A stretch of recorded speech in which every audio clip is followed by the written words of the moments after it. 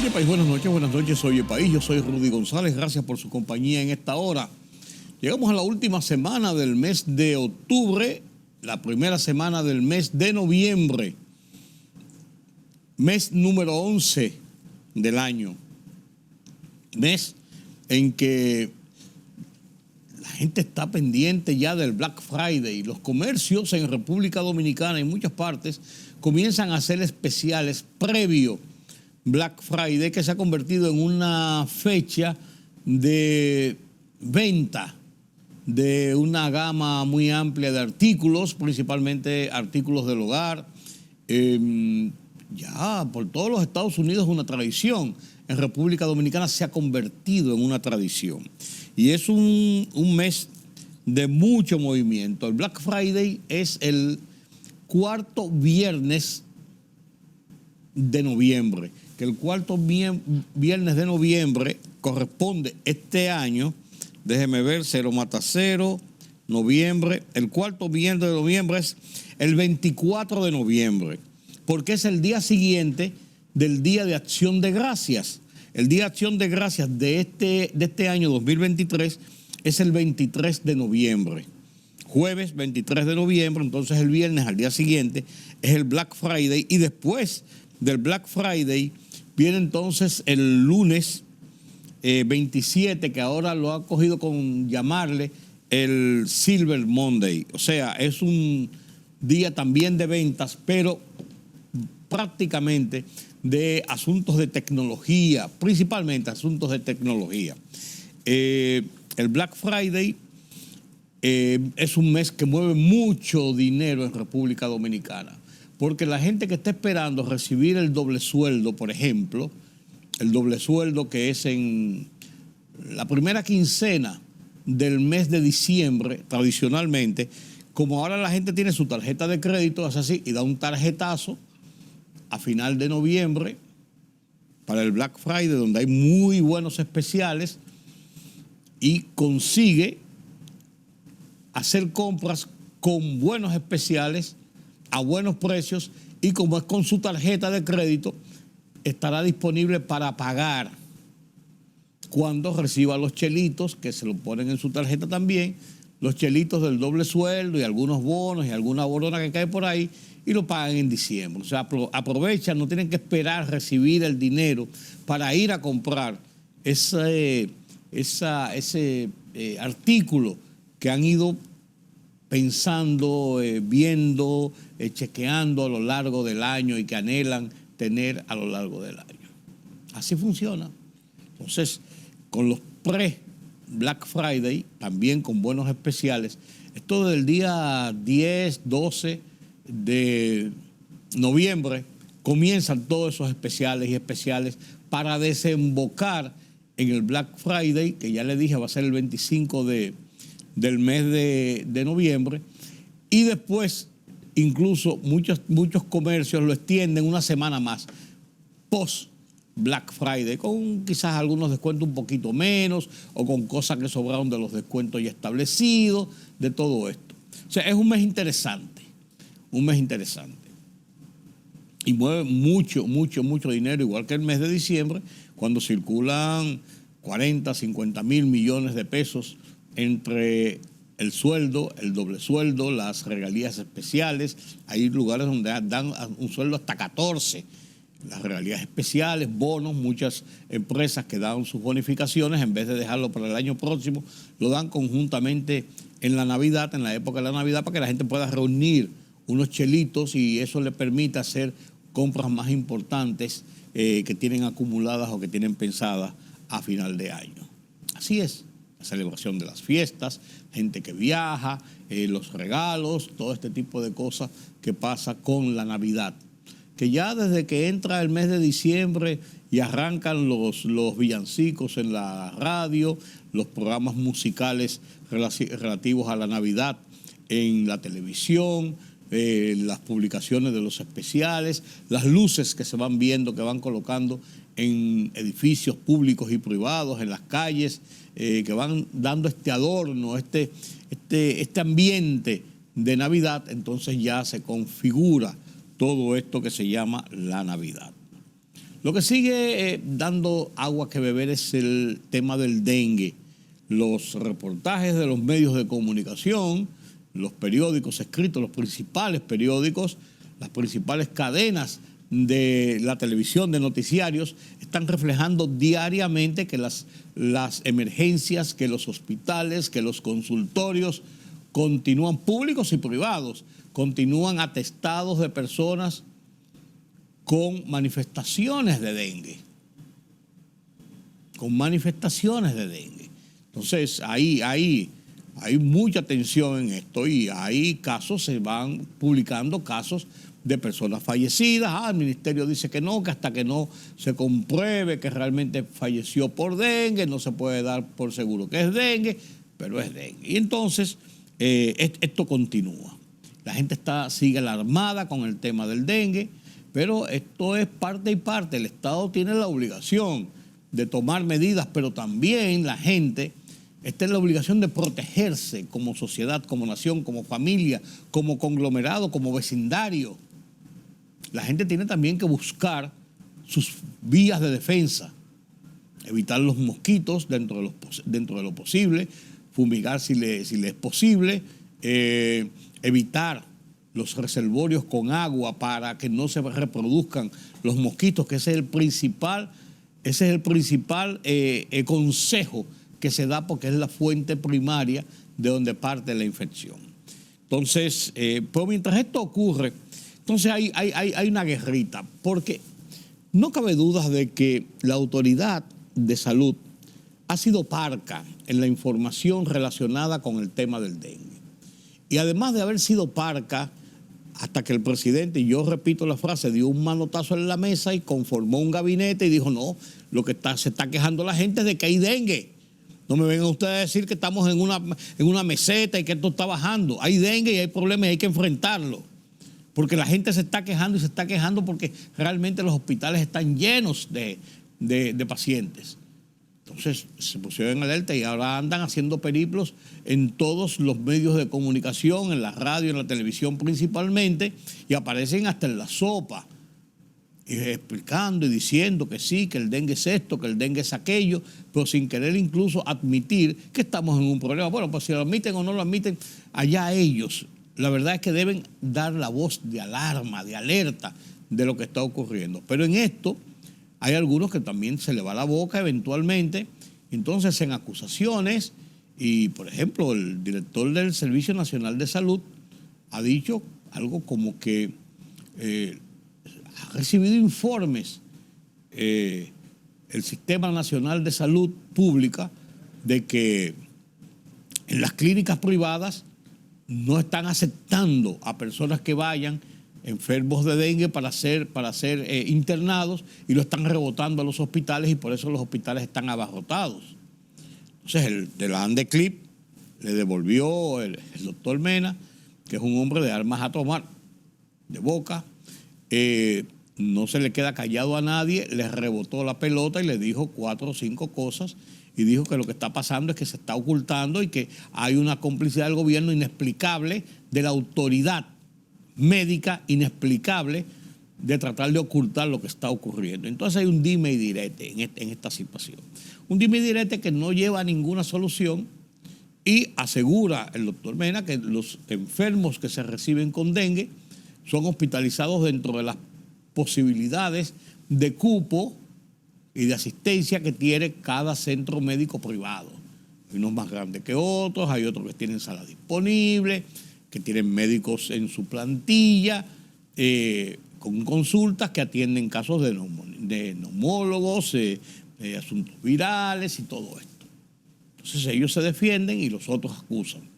Pero a eso hemos llegado, sin ningún sentido, porque ¿qué sentido tiene que lleguemos a este dime y direte? Que no nos lleva a ningún sitio. La gente lo que quiere son información, medidas, acciones para contener este brote o epidemia ahí.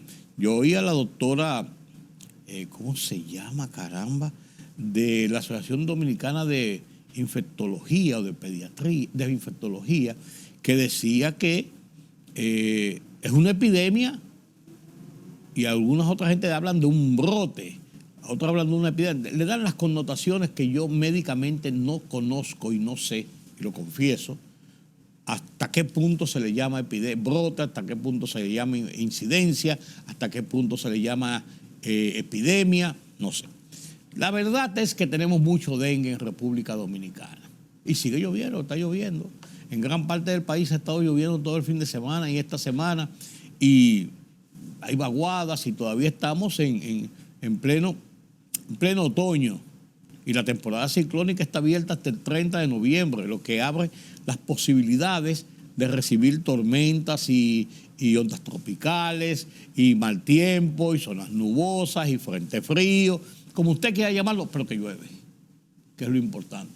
Entonces, la gente lo que tiene que hacer es tratar de evitar caer enfermo, sea por gripe, sea por influenza, sea por dengue. Se habla de la posibilidad de un sarampión, se ha hecho una alerta alerta de salud o epidemiológica, hospitalaria, no sé cómo, sobre sarampión. O sea, tenemos muchas plagas. Y no podemos decir que el gobierno es culpable de las plagas. No podemos decir que los médicos son culpables de las plagas. Lo que es la autoridad y lo que son los médicos y lo que es la gente es la forma de enfrentar con realidades lo que nos ocurre. Ahí es que está la responsabilidad de cada uno. Y eso es lo que se exige, que cada uno asuma su responsabilidad. Y punto. Esa es la idea. Esa es la idea. El fin de semana hubo mucho laborantismo político. Concluyó el periodo, la primera fase de las primarias que estaban consignadas en la ley electoral entre el primer domingo de octubre y el último domingo de octubre. Todos los partidos tienen que haber concluido en ese lapso, ese mes, sus primarias para la escogencia de sus candidatos, primero presidenciales, pero también congresuales, municipales y en los tres planos. Los tres planos. Hay unas concesiones que después vienen las alianzas y hay unas reservas que hay, eso lo vamos a explicar más adelante, pero los partidos tienen que haber celebrado al último domingo del mes de octubre, que fue este domingo pasado, domingo 29, haber celebrado sus asambleas de delegados, que son los organismos institucionales de los partidos, que a final de cuentas toman la decisión de aprobar o desaprobar o rechazar o enmendar las decisiones que apliquen desde las diversas formas de consulta para escoger a los candidatos. El PRM hizo un híbrido o un tríprido, yo no sé cómo decirlo, un híbrido de 3, entre primarias con votación cerradas con miembros del partido. Ahí se escogió el candidato presidencial y algunos cargos a senadores y diputados. Por encuestas para escoger otros cargos a senadores, diputados y alcaldes. Y con la reserva que tiene para las alianzas que vencen el mes que viene para escoger otros candidatos. El PLD, el PRD, la Fuerza del Pueblo hicieron encuestas. Y de las encuestas sacaron el grueso de sus candidatos. Y dejaron una parte para la reserva de las alianzas entre sí o las negociaciones con otras fuerzas políticas. Porque recuerden que hay una alianza entre estos tres partidos, PLD, Fuerza del Pueblo y PRD, una alianza ya más o menos discutida, analizada, con puntualizaciones que deben ser cerradas a final de cuentas, pero una alianza en sí. Pero también cada uno de esos partidos indistintamente pueden hacer alianzas con otros partidos y otras fuerzas. Entonces, ellos escogieron las encuestas y después de eso, en este fin de semana pasado, hicieron sus plenos y en esos plenos ya ahí ratificaron sus candidaturas. Los candidatos presidenciales estaban ya tipificados claramente y no hubo ninguna duda en cuanto a esos candidatos presidenciales. Lo que está pendiente ahora es la escogencia de los candidatos vicepresidenciales que lo van a acompañar. se habla de mujeres, de la fuerza, el PRM, Luis Abinader, es el que más claro presenta el escenario de la repetición de la vicepresidenta Raquel Peña como candidata también a la reelección para el 2024. ¿Y por qué eso es casi un hecho? O es un hecho, yo diría, me atrevería hasta decir, no sé, sería muy absolutista, casi un hecho. Porque Raquel Peña ha sido la vicepresidenta, o vicepresidente, pero la vicepresidenta ideal para un jefe de Estado. Una mujer con un buen porte, con un buen currículum, decente, ejecutiva, que soluciona, nunca ha sido estridente con declaraciones, ni mucho menos, bien puesta siempre, nunca ha estado en centro de escándalo, ni mucho menos, no le ha hecho el primer disparate al presidente, que a veces los vicepresidentes se les va la mano, no ha hecho el primer disparate. No anda poniéndole cascaritas de guineo al presidente para tratar de que resbale y asumir la candidatura presidencial. No ha aspirado, no se sabe que haya aspirado a eso. O sea, es una vicepresidenta ideal. Ha conformado y dirigido los gabinetes. Es una mujer que, así como el presidente Luis Abinader, ha dado notaciones. A usted le guste o no le guste. Notaciones de trabajador. De que a las 7, 8 de la mañana esté en pie y a la 1 de la mañana esté en pie todavía. Y se ve aquí, en muchísimos sitios, en labores de jefe de Estado.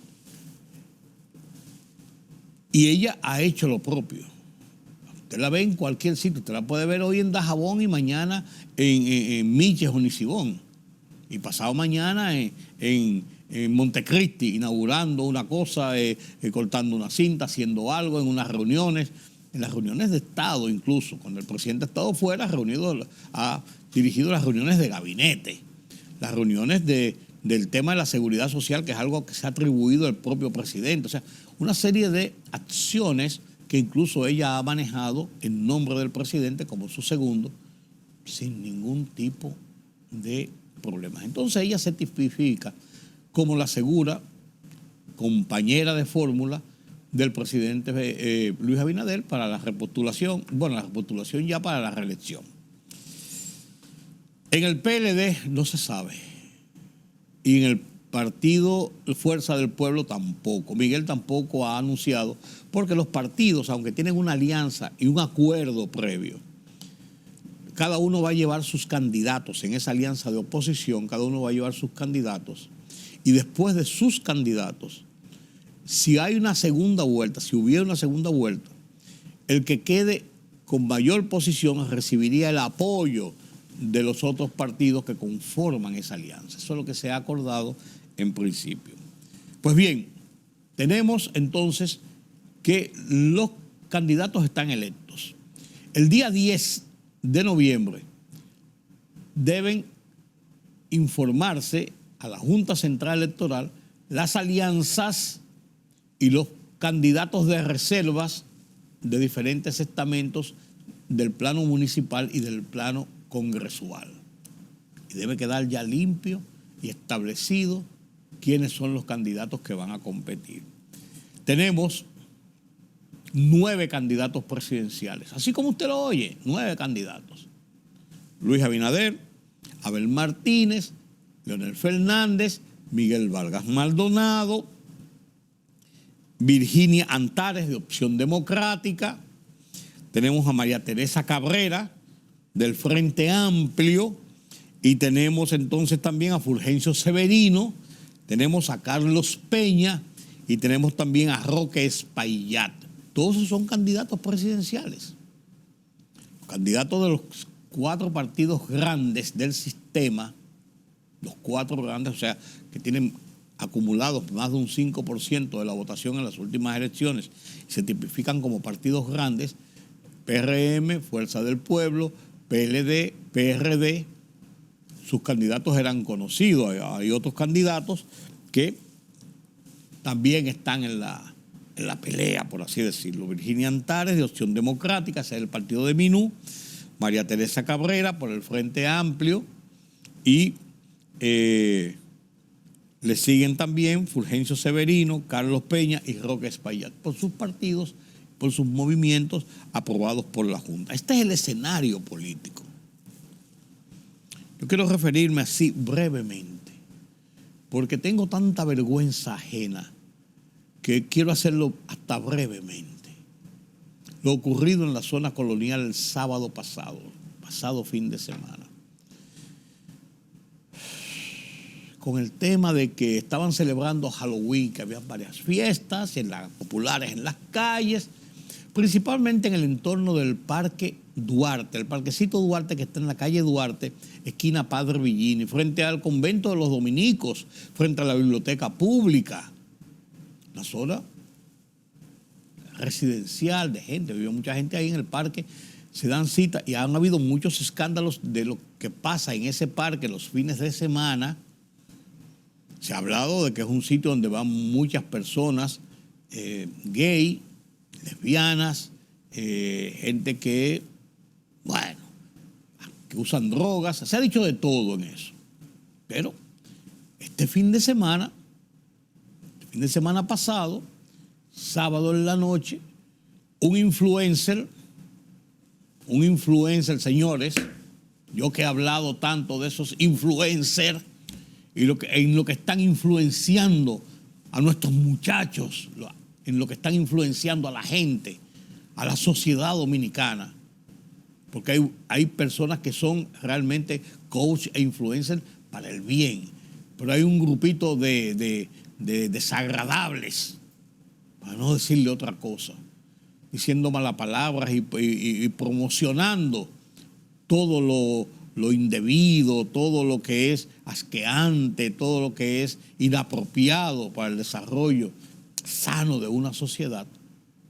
Uno de esos influencers corrió la voz, ofreció en sus redes sociales que había colocado un premio de 200,000 pesos en algún punto de toda esa zona donde estaban celebrándose todas esas fiestas populares, y que el que lo encontrara se ganaba como una suerte de lotería, y decía que lo único que esperaba es que fuera para darle un buen uso.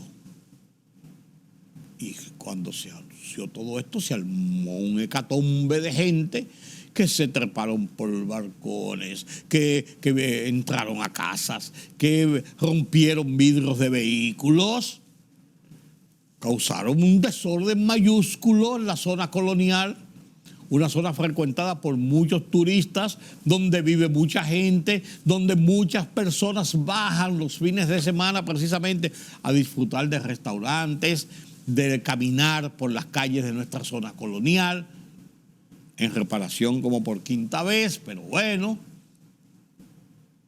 Y hubo hasta disparos, vandalismo, peleas, botellazos. Y aquello quedó como que había pasado una guerra, sucio y asqueroso, con destrozos. Y la autoridad no tuvo la fuerza para controlar esos desmanes y esa situación. Está Politur, que es la encargada de la seguridad de la zona colonial en primer orden. No podían, no pudieron, no hicieron el trabajo. La policía apareció cuando quiso aparecer la policía, cuando todo había terminado prácticamente, todo el desorden, el vandalismo, personas golpeadas, de todo hubo. De todo hubo un desorden mayúsculo en nuestra zona colonial. Entonces la autoridad, muy presta y muy rápida, los organismos de seguridad, la policía, la que sé yo qué, la que sé yo cuánto, la que sé yo qué, prohibieron que el domingo hicieran nueva vez otra fiesta de Halloween, que se concentraran los jóvenes, y tomaron por control mano militar y policial la zona colonial, toda esa zona donde se juntan los muchachos, para prohibir cualquier cosa. ¿Y dónde estaba la inteligencia?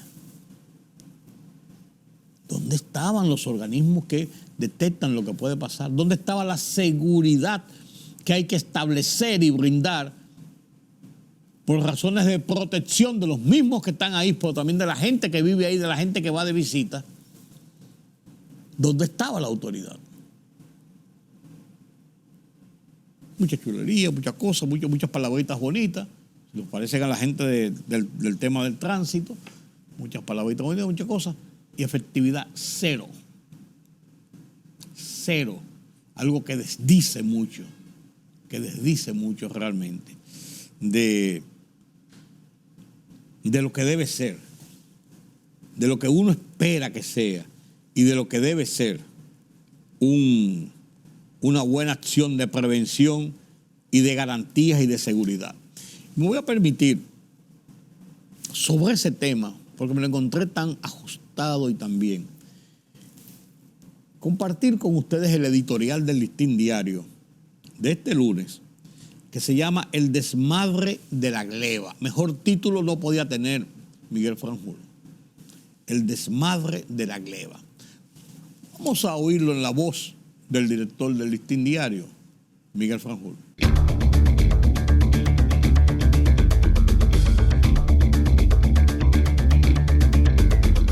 El desmadre de la gleba. La masa viciosa que simboliza el declive moral de la sociedad dominicana protagonizó el sábado en la noche uno de los más desvergonzados episodios de vandalismo en la zona colonial. Aguijoneados por la oferta de que allí había una mina de papeletas, centenares de jóvenes provenientes de distintos barrios invadieron calles y negocios de hacer botín. Causaron destrozos, tiroteos, interrupción del tránsito y las actividades sociales, voltearon zafacones de basura y transformaron el sector en una especie de zona libre para los desenfrenos, una especie de calle 42, donde la perversidad, la drogadicción, el consumo ilimitado de alcohol y probablemente de fentanilo es la estampa común, de noche o de día. Esta inesperada invasión de la gleba puso en evidencia la vulnerabilidad de una zona que representa un patrimonio histórico de la humanidad, mal protegida e insegura por una escasa e ineficiente autoridad para el orden. Siendo un apropiado destino turístico sometido en los últimos meses a un esmerado trabajo de remodelación y embellecimiento, este desmadre jamás debió ocurrir. Pero se produjo por la misma razón en que otros sectores de la urbe capitalina y de algunas importantes ciudades se han convertido en antros al aire libre, donde se regodea y se deleita una gleba parasitaria, tristemente conformada por jóvenes. Una muestra fehaciente del libertinaje que ha promovido el consumo de drogas, el pandillerismo y la tentación delictiva, todo para la búsqueda de dinero fácil a costa de una cultura del irrespeto a las costumbres y valores morales, a la ley y a la autoridad. Los responsables de estas tropelías y destrozos en la zona colonial tienen que recibir las sanciones civiles y penales que les caben por este increíble estropicio.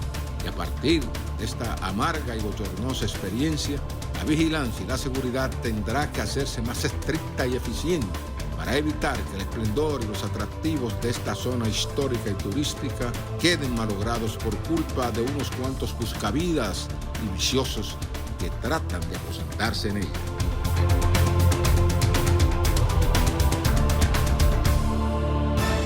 La libertad solo reside en los estados en los que el pueblo tiene el poder absoluto. Por el respeto a los valores democráticos y la dignidad del pueblo dominicano, El Rumbo de la Tarde, plural, objetivo, comprometido siempre con la verdad. Con Georgie Rodríguez, Rudy González y Ramón Colombo. Los poderosos ya están en el aire.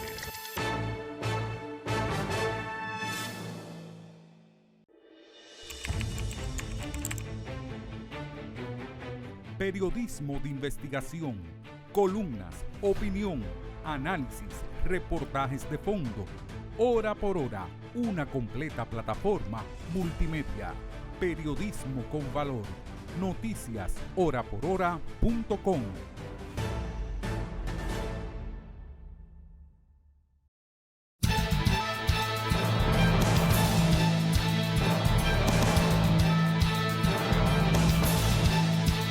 El presidente Luis Abinader anunció que participará en Washington en la primera cumbre de líderes de la Alianza para la Prosperidad Económica en las Américas, en la que varios gobernantes de la región se reunirán con el gobernante estadounidense Joe Biden.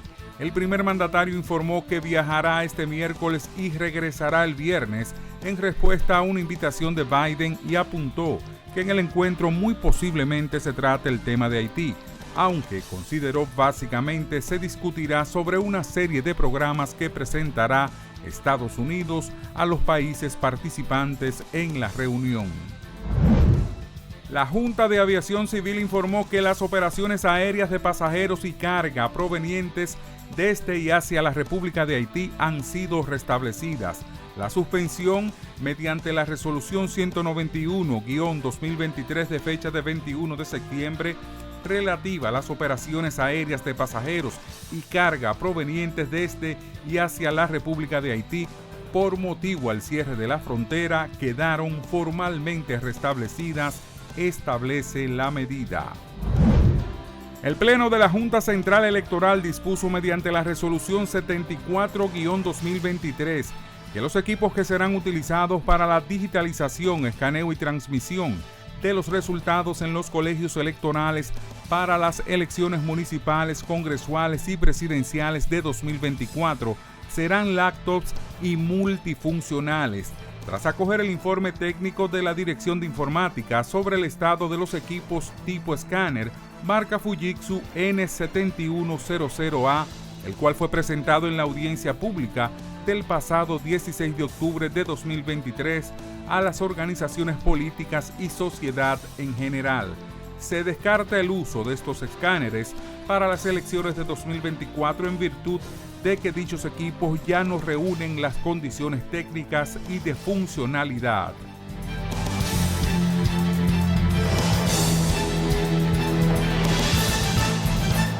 El mundo de las internacionales nos lo presenta Pedro Vargas desde la redacción central de Oye País.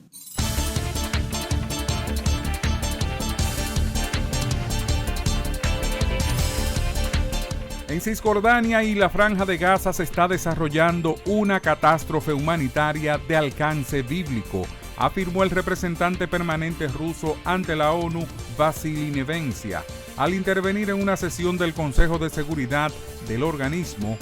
El diplomático manifestó que Israel ignora abiertamente las opiniones de la gran mayoría de los miembros de la ONU, incluyendo muchos países occidentales, sobre la necesidad de poner fin a la violencia.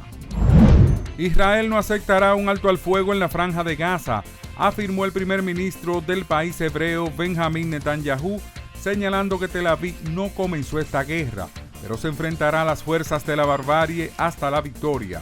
Así como Estados Unidos no habría aceptado un alto al fuego tras el bombardeo de Pearl Harbor o el ataque terrorista del 11 de septiembre, Israel no aceptará un cese de hostilidades con Hamas tras los horrendos atentados del 7 de octubre, aseveró.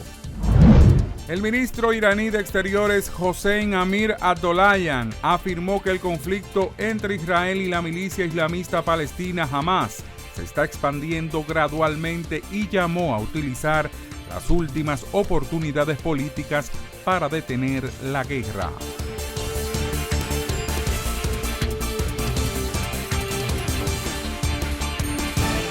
La libertad solo reside en los estados en los que el pueblo tiene el poder absoluto. Por el respeto a los valores democráticos y la dignidad del pueblo dominicano, El Rumbo de la Tarde, plural, objetivo, comprometido siempre con la verdad. Con Georgie Rodríguez, Rudy González y Ramón Colombo. Los poderosos ya están en el aire.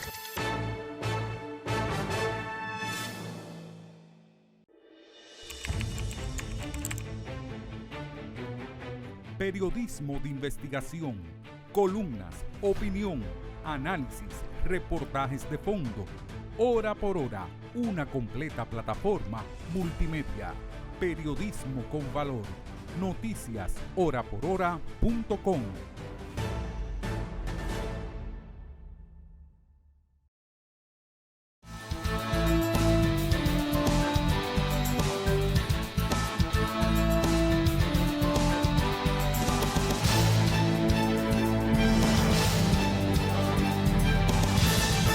Venezuela hay elecciones en el 2024, a mediados del año que viene.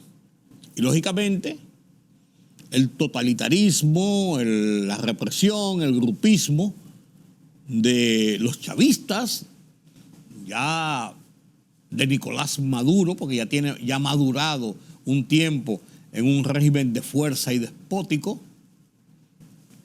rodeado con un marco muy bonito de democracia que no funciona y que ha sido infuncional, donde la oposición es duramente perseguida. Entonces, Maduro va a la reelección nueva vez. Claro, que perpetuarse en el poder. Y lo disfrazan de unas elecciones limpias. Pero la oposición, en el sistema de Venezuela, la oposición se une, hace un plebiscito, unas primarias, por así decirlo, y quien resulte ganador enfrenta al oficialismo. En este caso, María Corina Machado,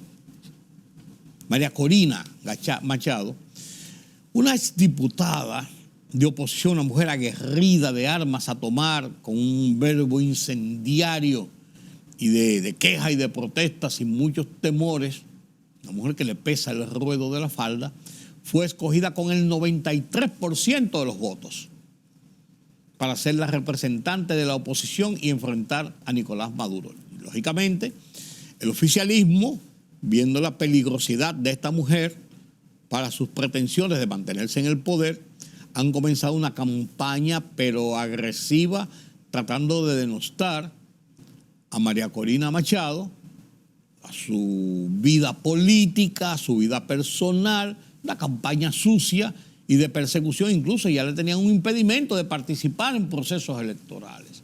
Y le quieren aplicar esa situación cuando la generalidad de la oposición y del pueblo le ha dado ese voto para que ella sea su representante en las elecciones del año que viene. La Voz de los Estados Unidos de América analiza el tema a través del Foro Interamericano que dirige Gonzalo Abarca. Venezuela, María Conchita Machado versus Nicolás Maduro. Un análisis profundo de esta situación con un par de puestas en escenas de reportajes de lo que pasa a lo interno de Venezuela y cómo lo ven desde Washington, la Casa Blanca, que le ha aflojado las sanciones y el apriete que le tenía a Nicolás Maduro, buscando que dé luz verde y que dé paso a un proceso de democracia electoral. Comparto con ustedes este reportaje, este Foro Interamericano de la Voz de los Estados Unidos de América, y con esto me despido. Hasta mañana aquí en Color Visión. Yo soy Rudy González. Pasen un feliz resto de la noche. Miren este trabajo de Foro Interamericano, interesantísimo, de lo que pasa en Venezuela y de lo que ojalá jamás en República Dominicana tengamos ejemplo. Feliz resto de la noche. Veamos.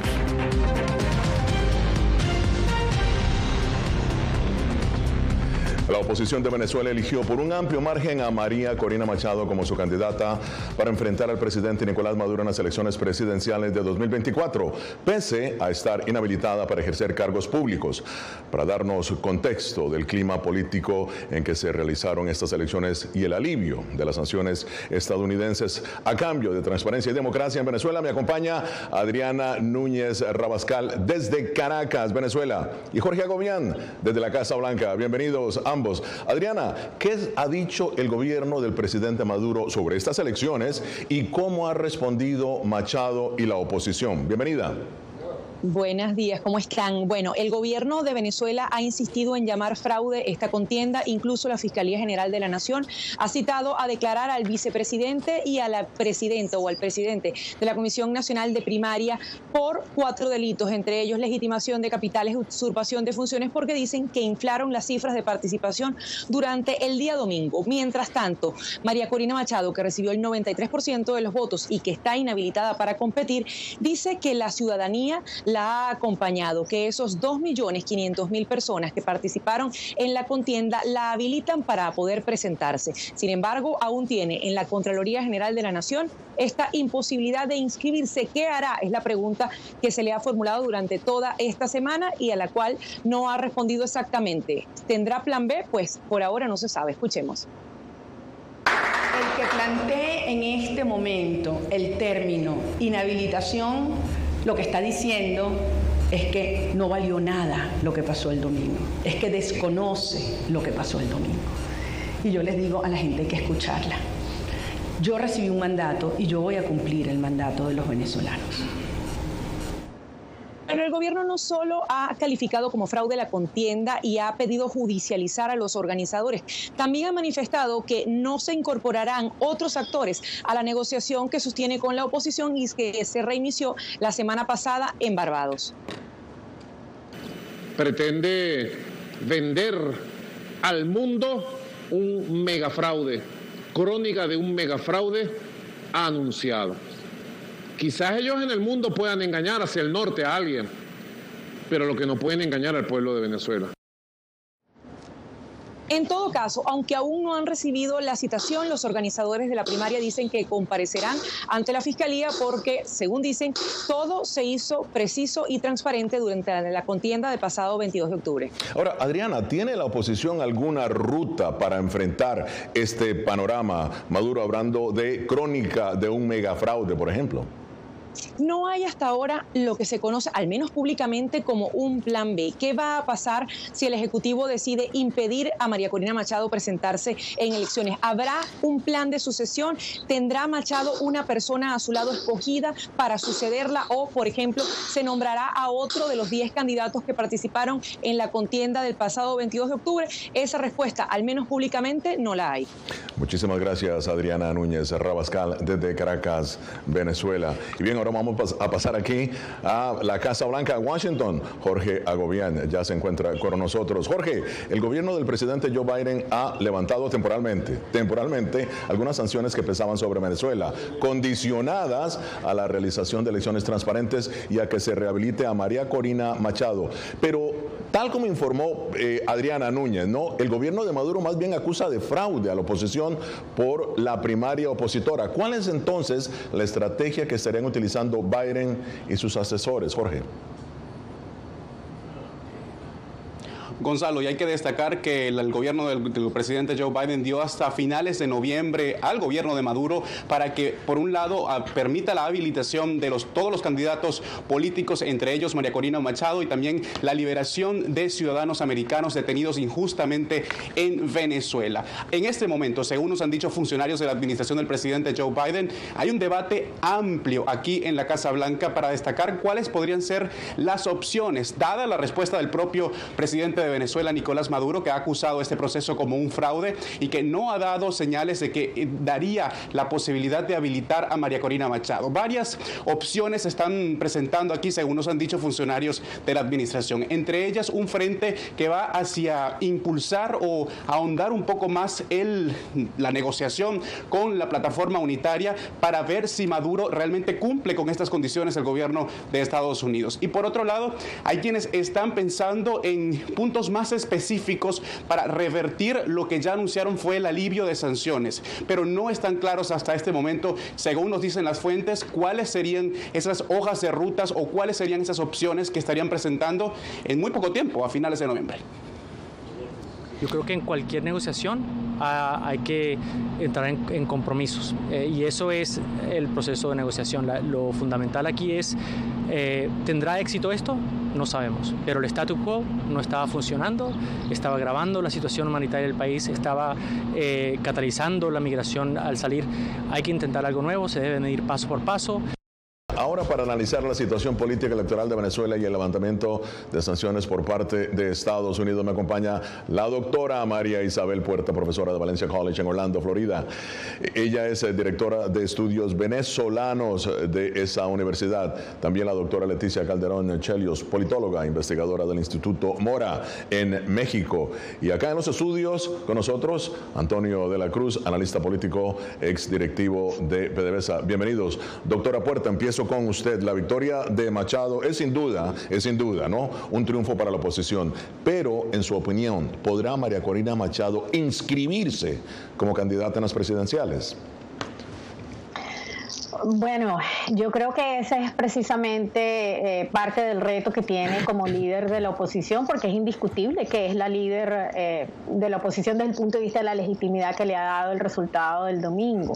Sin embargo, creo que todos estábamos claros que lo que viene es esa lucha por lograr que el régimen político en Venezuela reconozca esa legitimidad y actúe en consecuencia, sobre todo considerando los compromisos que tiene no solamente con Estados Unidos y el alivio en las sanciones, sino que aquí se van a activar otros mecanismos que podemos esperar de la misma Unión Europea, porque aquí tiene que haber una definición en cuanto a la elección de 2024 y la participación de la oposición. Claro. Ahora, doctora Calderón, hay dos columnas prácticamente que se está jugando aquí en términos de sanciones. Una es la parte petrolera, otra es la parte de migración. Y sobre ese tema quiero hablar con usted. ¿Qué importancia juega en la crisis migratoria de Venezuela en Estados Unidos si hay un desacuerdo en los diálogos entre el gobierno de Maduro y la oposición y por consiguiente Washington decide reimponer sanciones a Venezuela? ¿Cuál es el dilema que enfrenta Washington? Bueno, hay que entender que las sanciones que Washington quitó en este momento, las quitó por 6 meses. Es decir, está condicionando también a los propios tiempos estadounidenses. Entonces tampoco me imagino yo que es una cuestión que ya genera una cierta certeza en términos de una nueva relación. En realidad yo lo veo más como una cuestión en la que se están adelantando a lo que puede ocurrir con lo que ocurre ahora en el Medio Oriente, incluso el mismo dinero que se está mandando para la guerra en Ucrania, y que en este sentido la jugada hacia Venezuela en el campo de las sanciones tiene mucho más con cubrirse Estados Unidos en términos de su propia economía, pensando en el petróleo, y en ese sentido abrir la parte de, digamos, del acuerdo migratorio, que también tiene una conveniencia muy importante para ese país. Entonces, claro, no creo que tenga un impacto directo en este momento en la cuestión de esta disputa electoral. En este momento, a pesar de que la inmigración de Venezuela ha crecido considerablemente, ¿no?, en los últimos meses. Claro. No meses, en los últimos años. Y en realidad eso también es parte de lo que nosotros vemos ahora en México, ¿no? Ya, bueno, muy bien. Antonio, en el acuerdo, ¿no?, logrado la semana pasada en Barbados, la plataforma unitaria, prácticamente ahí se acordó lo siguiente. Dice, de cara a los comicios del 2024 se promoverá la autorización a todos los candidatos y partidos políticos. Eso fue el acuerdo. Ahora, ¿tú crees entonces que el presidente Maduro puede efectivamente habilitar a María Corina Machado? Tiene la legitimidad de origen con la elección del pasado domingo. Por lo tanto, es una larga camino para lograrlo. O sea, no creo que en este momento lo pueda hacer, sino que va a ser un proceso de negociación. ¿Por qué? ¿Qué significó ese acuerdo para Maduro? Para Maduro significó dinero, cash. Maduro necesitaba cash y por lo tanto Maduro entrega estas condiciones porque él va a recibir mensualmente 1.000 a 1.200 millones de dólares mensuales con las no sanciones al sector petrolero, al sector gas y al oro. Entonces Maduro en ese momento se vuelve competitivo en una elección presidencial. Eso fue el cálculo precisamente del régimen. Dijo, con este acuerdo yo consigo dinero, vuelvo a armar el control social de la población a través de los mecanismos de las cajas de alimentos, los colectivos los vuelvo a financiar y puedo hacer hasta un pequeño aumento salarial, porque la crisis que hoy Maduro tiene es una crisis que en Venezuela el salario mínimo es hoy $4 para el sector público y para los $4 al mes. Al mes. Y la cesta básica es $450. Entonces, esa es la caída del capital político. Maduro tiene hoy un 10% en las últimas encuestas. ¿Cuánto? Un 10% en las últimas encuestas. Ya. Entonces, Maduro realmente necesita para poder hacer eso. Y eso fue básicamente el gran acuerdo. La otra parte del gran acuerdo es el nacionalismo con lo de Guyana, y lo podemos hablar después. Claro. Ahora, doctora Puerta, muy rápidamente, ¿cuáles son los pros y los contras de las sanciones de Estados Unidos contra Venezuela? Bueno, las sanciones desde el punto de vista teórico son herramientas que tienen los países que las imponen para forzar, estimular, lograr un cambio de conducta en regímenes políticos que pues tengan un comportamiento, como el caso de lo que estamos hablando en Venezuela, no solamente hay un proceso intenso de desdemocratización, corrupción y violación a los derechos humanos. Entonces, en ese contexto, las sanciones se imponen, en el caso de Estados Unidos y la Unión Europea, para lograr condiciones que permitan, por una parte, detener el comportamiento, en este caso autoritario, claro, represivo, y forzar condiciones que le permitan a quienes son las víctimas, en este caso los ciudadanos venezolanos, la oposición, claro, tener oportunidades de participación política y revertir esa dinámica. Ese es en principio lo que las sanciones buscan. Pro, claro. ¿Y cuál es el contra de las sanciones? Si se busca eso, ¿qué es el pro? ¿Cuál es el contra rápidamente de las sanciones? La victimización del régimen. Ellos, toda claro, la crisis migratoria, económica y social, transfieren la culpa a las sanciones. Antonio, si María Corina no es habilitada y otro candidato, la oposición decide escoger otro candidato, ¿crees que ese candidato tenga el arrastre y pueda precisamente enfrentar, como la oposición desea, al presidente Maduro? No tiene las mismas condiciones María Corina Machado, porque cuando se ha medido a Maduro con otros candidatos, Maduro está mejor posicionado. A pesar del 10% que tú mencionaste, no, lo que pasa es que cuando, de la encuesta de Delfos, del CEGIA. Porque lo que ocurre, Gonzalo, es que los otros candidatos no tienen la confianza. María Corina creó una esperanza en el pueblo venezolano. María Corina es transversal. Votó ese día gente del sector que votaba por Chávez. Ese día salió la gente que votaba por Chávez. Entonces, en ese sentido, yo creo que no es transferible. María Corina no tiene, acuérdate que los votos no son transferibles de una manera. Entonces, ¿qué pasa? Pero, sin embargo, la habilitación de María Corina se necesita para el próximo año, como en mayo, junio. Todavía falta mucho para recorrer esto. Entonces, cuando se vaya a inscribir en el Consejo Nacional Electoral para ir a una elección presidencial. Yo creo que tenemos esta discusión a destiempo. El tenerlo hoy es precisamente lo que quiere el régimen para empezar a generar una incertidumbre acerca de eso. Falta mucho tiempo, faltan meses para ello.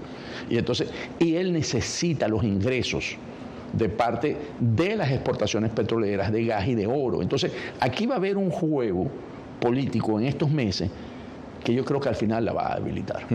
Bueno, doctora Puerta, en caso de que María Corina Machado sea habilitada y considerando aproximadamente los 4 millones de migrantes venezolanos, según datos, estos 4 millones son datos de la OEA, que en su mayoría ellos simpatizan con la oposición y pueden votar en el exterior, en su opinión, ¿serían confiables los datos del Consejo Nacional Electoral, cuyos miembros tienen simpatías por Maduro y así lo han dicho?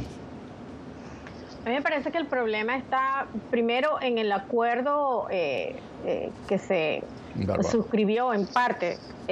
No hay mención de la participación del voto exterior. Y una de las inquietudes que hay, sobre todo de quienes estamos fuera del país, es que hay que actualizar el registro electoral porque tenemos una población de venezolanos que se vinieron como menores de edad, que se fueron del país como menores de edad y que no tienen participación, no pueden porque no están registrados.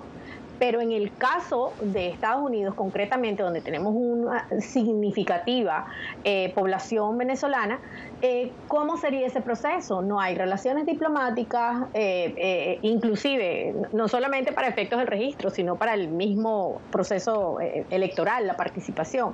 Esos son aspectos que tienen que definirse porque es parte del compromiso que quienes quieran participar tengan la oportunidad. Y eso todavía no está claro.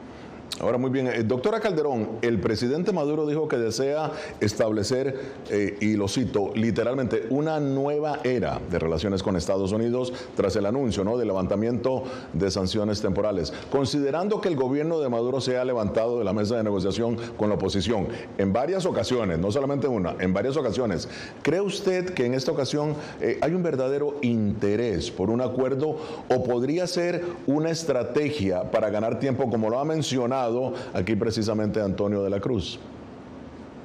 Bueno, pues política es tiempo, ¿no? Y me imagino que hay una serie de cálculos que están haciendo desde ese gobierno como para poder tratar de aprovechar también algo que se decía anteriormente, un poco esta coyuntura en la cual un gobierno como el de Estados Unidos se sienta y discute y que al final de cuentas eso le da aire al gobierno de Maduro. Pues la verdad es que es muy interesante verlo desde fuera, porque es como que no corresponde justo al discurso en que están apretando durante años, provocan un nivel de crisis que nosotros tenemos esta experiencia en términos de la diáspora venezolana que no había llegado a México con la importancia que hoy tiene. Por ejemplo, hoy cruza y es el grupo que tiene más facilidad para además adentrarse a Estados Unidos, y como bien sabemos, no hace menos de 15 días se da un anuncio de parte de la administración Biden en que será la nacionalidad venezolana quienes podrán facilitar y agilizar su proceso de regularización en ese país. Entonces, los mensajes lo que dicen es: sigan moviéndose porque eventualmente puede haber una ayuda de parte de Estados Unidos,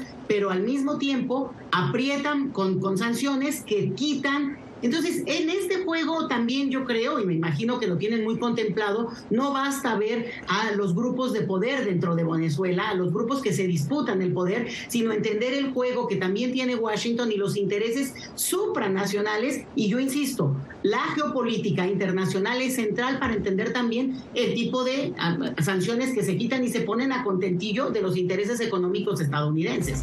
Ya en la parte final de Foro de la Voz de América. Muy bien, doctora Calderón, sus conclusiones. Adelante. Mira, una de las cosas que yo creo que está en la mesa es esta cuestión de las sanciones. Bien lo decía la doctora Puerta, hay unos elementos que tienen que ver con que teóricamente implican un tipo de sanciones que modificarían y flexibilizarían al régimen. Lo que es muy claro, y por lo menos en términos del proceso migratorio, es que en realidad han provocado el efecto contrario y lo que han hecho es, un daño terrible a la comunidad que, entre otras cosas, está migrando en un número muy importante. Y creo que eso hay que tomarlo en cuenta para repensar si ese tipo de sanciones en realidad no solo está favoreciendo al propio grupo en el poder, al final de cuentas, en el caso de Venezuela, sino que en todo caso también se utiliza políticamente para Estados Unidos y no necesariamente para los beneficios de la población venezolana. Muy bien, muy claro su análisis, doctora Calderón. Doctora Puerta, su análisis.